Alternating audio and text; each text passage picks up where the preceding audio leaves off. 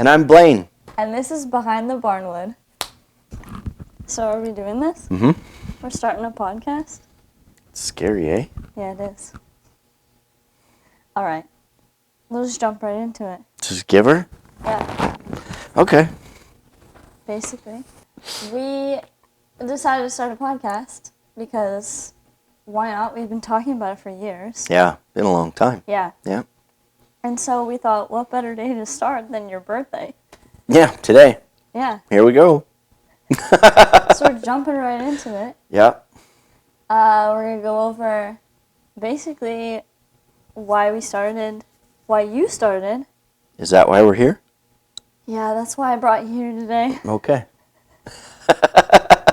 What Prairie Barnwood is, and I guess what we offer. Right. And kind of talk about everything that we've been learning about in the sense of our brand and stuff. Right. And we've been discovering that. And so that kind of led into, like, oh, a podcast is kind of confirmed. Right.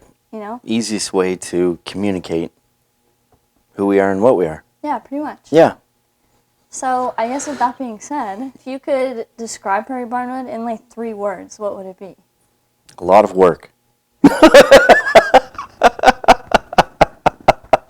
Yeah, I guess in all contexts, yes. Describe Prairie Barnwood. It was a dream. Yeah. It was a dream. So how did it all come about? Oh, man.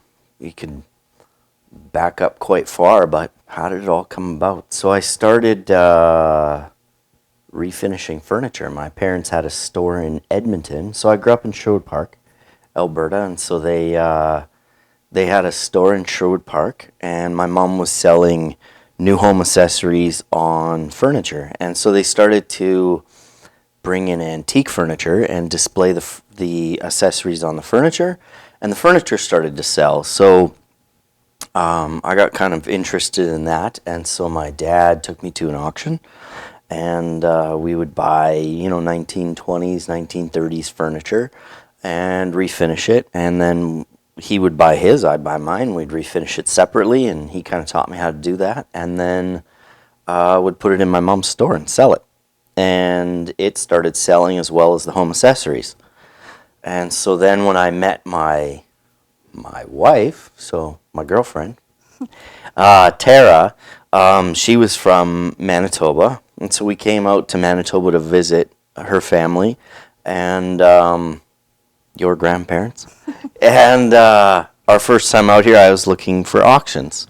And so there was an auction in Winnipeg on Princess called Wozniak auction, and they had a once a month, like the last Thursday of every month or something like that, they'd have an auction, an antique auction. So I went up to it, and the prices were fantastic. The furniture was older, so I started buying that furniture, and then I would bring it back to Sherwood Park where we lived and refinish it and then sell it. And I got so excited about it, I bought a van, and I started coming out here once a month, and I'd buy furniture, haul it all back to Alberta, refinish it, and then I started putting little ads online, or I guess it wasn't even online back then. It was in the something called the Bargain Finder, or even the local newspaper, and I'd put out ads that we had antiques for sale. It was at my grandpa's acreage. He had a shop, so I'd put the antiques in the shop, and then advertised for people to come and look at them and buy them. And so so that would have been like that summer of 1999, and so that Christmas we came out to Manitoba to visit the family for Christmas. And as we're here, we're driving away, and Tara's in the car, and she's crying, and I was getting kind of frustrated at her with like, why are you crying? And she's like, dum, I'm leaving my family. And so we kind of got in a bit of a fight. I'm like, well, I'm not moving to Manitoba. Like, I'm from Alberta. I want to stay in Alberta. And she's like, it's fine. I'm just sad because we're leaving. And so we drove in silence for probably 6 hours. and it gave me a chance to think. And I was like, I'm out here once a month anyways. If we lived here, I could probably find more antiques And so after 6 hours of silence, then I was like, maybe we should move there. And Tara was like, there's absolutely no way I'm moving to Manitoba. So then we didn't talk the rest of the trip. And as we were pulling into Edmonton, Tara's like, you know what? I think it'd be pretty awesome to move to Manitoba. And so that was Christmas.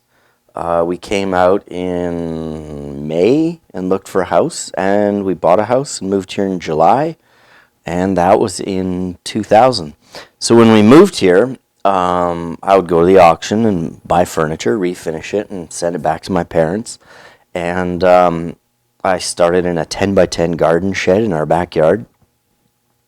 But as I was doing it, I was getting known for refinishing antiques, so people started bringing me their antiques and asking me to refinish their antiques, which led into restoration. So I remember specifically one customer called me and they had a buffet, and it was in one of the granaries out on their farm, and it was a family heirloom type thing. And so I went out there, looked at it. It was all in a box. It was just in pieces. And so I got kind of excited, and I picked it up and brought it home to my little 10 by 10 shed. And I had to remake probably 3/4 of the pieces, and I really enjoyed that. I liked how the joinery was. I liked every part of it. And so rebuilt it for them and brought it out, and she was amazed. And something that started to catch my attention as each piece was being restored was, I'd go to somebody's house, and they're like, oh, I have this rocking chair, I have this chest, or whatever. Everything had a story. It was always, the stories were,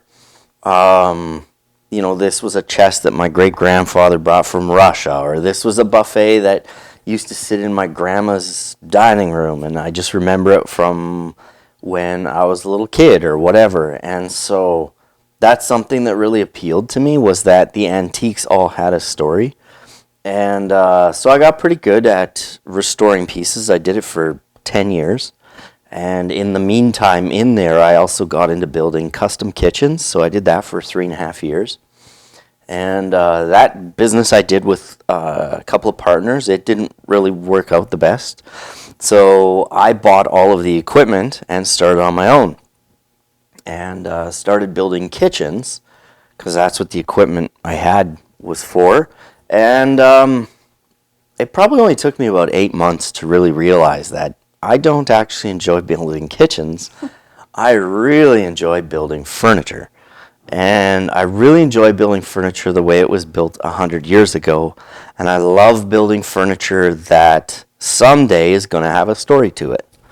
And so there's the explanation of how I got started. Yeah, I guess that takes it back all the way, 25 years? 25 years ago, yeah. That's crazy. Yeah. Because the Prairie Barnwood only became a business or a company in 2009. Right. Yeah, yeah. So it's like almost, I guess, we'd be going on 17. 17 years, yeah, this December 1st. Yeah. Yeah, like one more December 1st. Yeah. That's crazy. Yeah. It took that long to kind of get to that point. It's crazy, yeah. Yeah. And I think even like from, I guess, a business perspective or entrepreneur perspective. Right. It evolves. Right. Like so many businesses, like we know of, like Apple and Lululemon, and right. Even like we've been talking about Rolex and Rolls-Royce. It never started out to be what it is today. Right. It's crazy the evolution of it. Yeah. All started with redoing furniture in a 10 by 10. I know, it's crazy. Yeah, that year we doubled our shop. I put on a 10-foot addition, so we were 10 by 20. Oh my goodness. I remember I had a little space heater in the shed, and that's how I heated the shed through the winter. The summers were great because I put a tarp out, and my shop was now my entire backyard. Oh my word. Just crazy. Yeah, that is. Yeah, my first little trailer, I bought like a skidoo-ish trailer-ish, because I don't even know if it was big enough to hold a skidoo. Mm-hmm. The wheels were like this big, and it was what I could afford, and so I brought it back and painted it red, and I built a plywood box on it, so people would laugh at me when I showed up to their houses to pick their furniture up with this. They were like, "Oh, you're pulling your little red wagon." It's like, you kind of just use what you have to get going. Mm-hmm. And so, yeah, my grandma, Whiten, so my dad's mom, she used to get quite a kick out of it because her dad, my grandpa Graham, so her maiden name was Graham, he used to work for the Bay or Eaton's back in the early 1900s building furniture for them. Really? Yeah, so she got quite a kick out of it. And then when she was a little girl, he was building, I think it was coffins, wooden coffins in their garage. So he was a woodworker, and so she always got a kick out of it. Mm-hmm. She's like, man, I'd love for my dad to see what you do. Yeah, so it was pretty neat. Yeah. Yeah. Kind of full circle. Yeah, I guess it must be in my blood. Yeah. Yeah. It's kind of funny, even just the family aspect now of being like, I guess we never even like formally introduced ourselves at the start. Right. But like Tara. Yeah. Your wife, my mom. Your mom. works with us too. Yep. So it's just kind of funny how, I mean, even to go back, like kind of bloodline, like even your side of the family, the Whiten side is super entrepreneurial. Yeah. And kind of most of them run their own businesses. Right. So it's kind of interesting how that kind of the family-owned bloodline aspect of it. But yeah, I kind of grew up in, my grandpa had different businesses over the years, but specifically I remember, I think I was probably 9, and my grandpa had started a rope factory, so he braided nylon rope and would sell it to people in the farming and oil industry back in Alberta. It was tow ropes. And so I remember he did it in his basement, is where he started that. And so I remember going over there on Sundays for lunch and stuff, and so I would get bored. So he would say to me if I would cut, like he would cut chain links, like the chains, he'd cut every second one, so it was just a single link. Mm-hmm. And he'd use that for tying his ropes. And so he had a machine to cut the chains, but you had to feed it. So I think I was about 8. And he would pay me $2 or something to cut a big bucket of these chain links. So I'd be down there for hours cutting chain links. And I thought it was wonderful. Something to do on Sundays. And I would fill a bucket or 2 of chain and make a few bucks. And so I grew up around a family business. And I actually went to work for him when I was 10.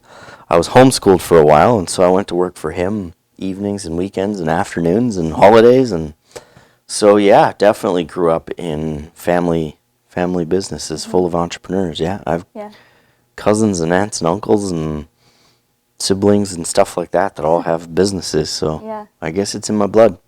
That's kind of funny. I guess when you started Prairie Barnwood, did you imagine that it would be family owned, or that, I mean, like, I have 2 brothers. Right. Justice and Maddox, too. And we've all had a chance to work for you. And for the family business. Some by choice and some by being made to. We're cleaning the shop on a Saturday afternoon. Time to clean the toilets. Yeah, pretty much. Did you ever imagine it would grow into that? I had to do an application for an organization the other day that had put your business title down. And I wanted to write head toilet cleaner, but I put down manager. I didn't know in that professional setting of head toilet cleaner would have been appropriate, but no, when I started this, I couldn't see past my nose. I never dreamt that it would grow into a business with people working with me, and I just never dreamt it. I never dreamt that my daughter, that you'd be working with me someday. Yeah. Or my wife. I never dreamt that Tara would work with me. Yeah. I was just excited to get a wage. Yeah.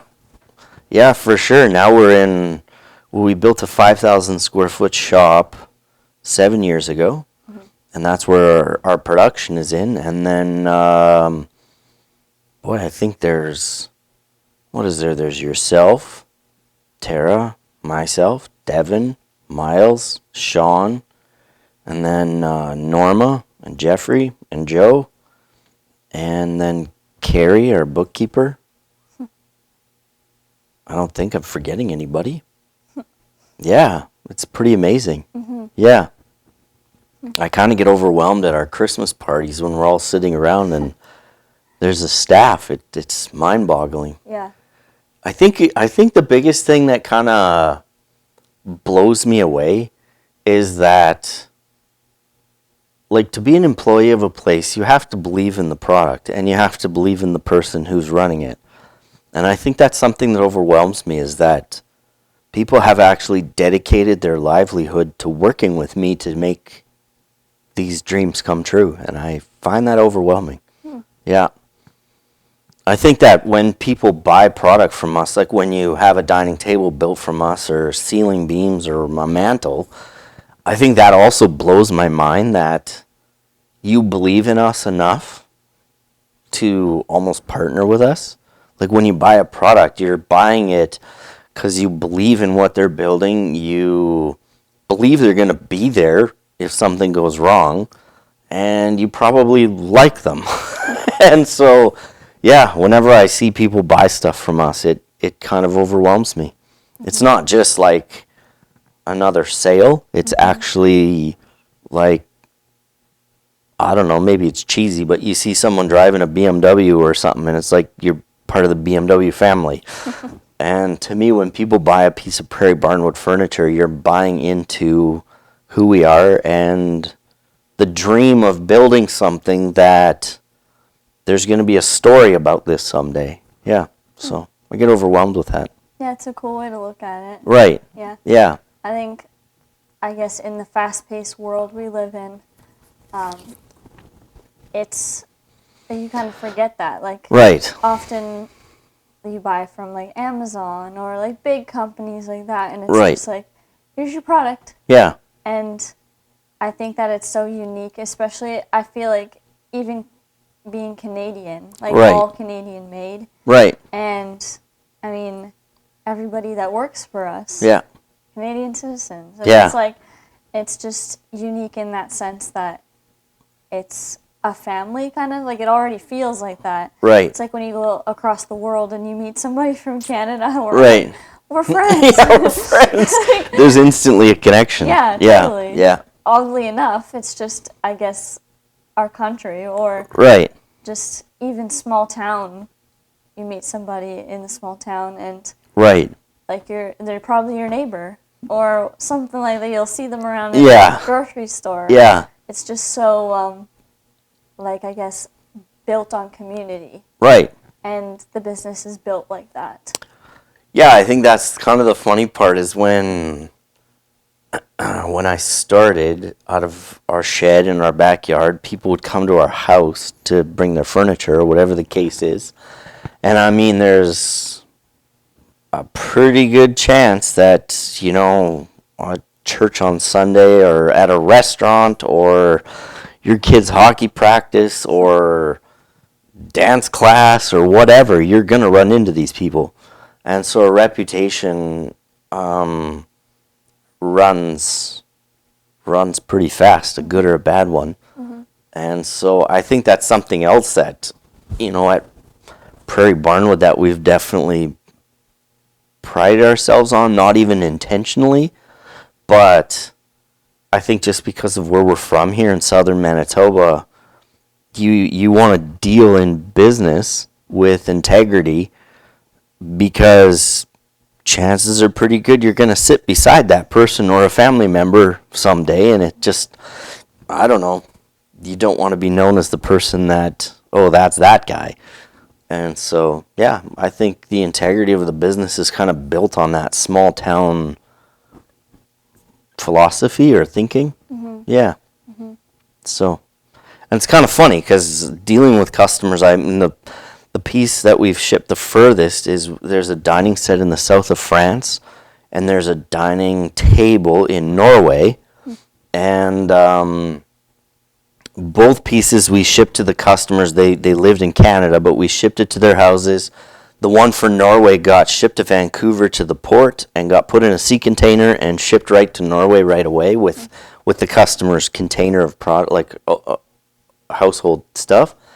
And then the one to the south of France, these folks owned like a summer home there. So we shipped it to their house in, I think it was in BC or Ontario. And then they put it in a container and shipped it to the south of France. Mm-hmm.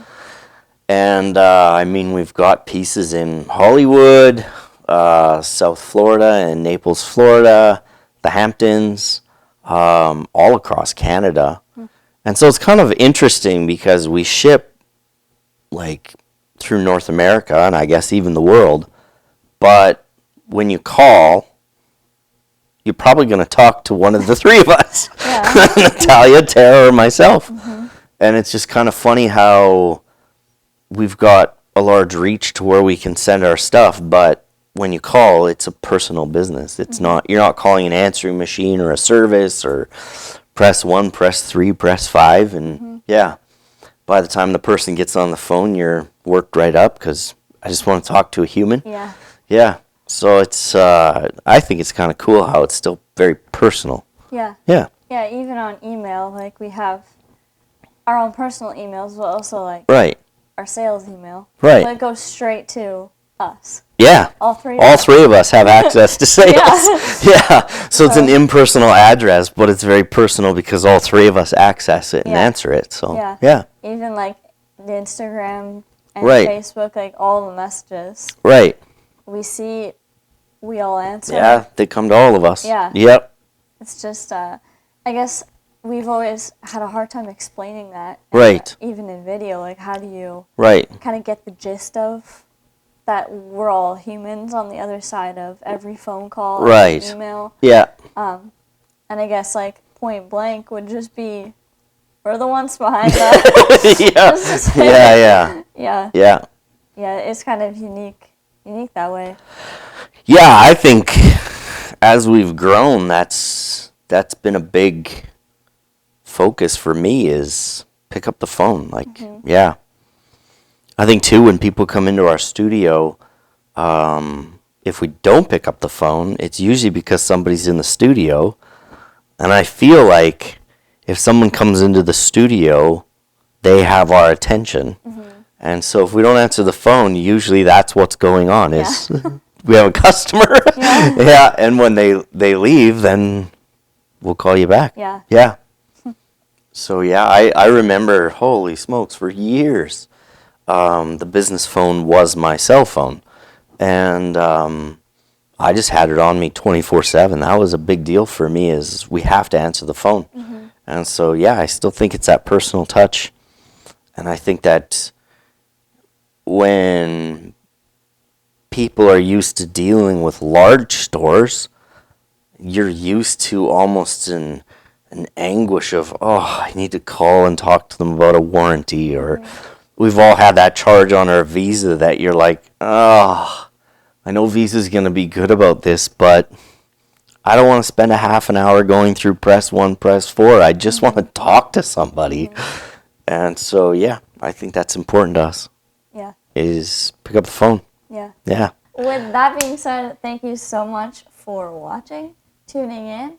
Stay tuned for more episodes. We'll be launching. Yeah. Anything more to add? I got nothing. I'm all worded out. Behind the Barnwood. Oh, that's nice. I like that. Yeah. Yep. Nice ring to it. Yeah. Yeah, I thought so. Okay, let's be done. Anything more? I got nothing. I won't talk for a week now.